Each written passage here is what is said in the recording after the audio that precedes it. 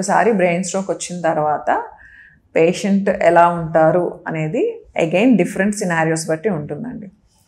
ఎవరికైతే bad strokes వస్తాయో వాళ్ళు ఇదివరకులా ఉండలేరు. అంటే కాలు చేయి అసలు కదలలేకపోతున్నారు, మాట్లాడలేకపోతున్నారు, they are bound to bed. అంటే వాళ్ళ రికవరీ మనం ఎంత కాదనుకున్నా కూడా 30%, 40% మ్యాక్సిమం రికవర్ అయినా కూడా వాళ్ళకి ఖచ్చితంగా కేర్ గివర్ అసిస్టెన్స్ ఉంటుంది.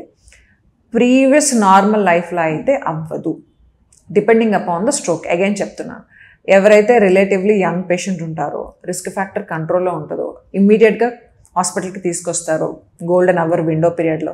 ప్లస్ ఆ పేషెంట్కి థ్రాంబోలైసిస్ జరిగిన తర్వాత నార్మల్గా కాలు చేయి కదపడం జరుగుతుంది, మాట వస్తుందంటే వాళ్ళు 100% నార్మల్ లైఫ్ ఇదివరకులాగా లీడ్ చేయొచ్చు.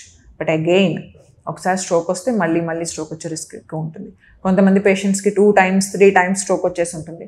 సో డెఫినెట్లీ వాళ్ళు పూర్వం లాయలుగా ఉండే ఛాన్సే లేదు. ఖచ్చితంగా వాళ్ళకి ఒక కేనో, వాకరో, వీల్ చైరో లేకపోతే కేర్ గివర్ అసిస్టెన్సో కావాల్సి ఉంటుంది. మరీ సివియర్గా స్ట్రోక్ వచ్చింది, పారాలసిస్ బాగా ఎక్స్టెన్సివ్గా ఉంది, మల్టిపుల్ టైమ్స్ స్ట్రోక్ వచ్చింది, మాట్లాడలేకపోతున్నారు, ట్యూబ్ నుంచి ఫీడ్ తీసుకుంటున్నారంటే ఇంకా దట్ ఈస్ సెల్ఫ్ ఎక్స్ప్లెనేటరీ. ఆ పేషెంట్ ఇంకా లైఫ్ లాంగ్ బెడ్ మీదే వెజిటబుల్లా ఉంటారు. సో ఒకసారి స్ట్రోక్ వస్తే ఇట్స్ నాట్ లైక్ ఇంకా స్ట్రోక్ వచ్చింది, డెఫినెట్లీ బ్రెయిన్ డ్యామేజ్ జరుగుతుంది.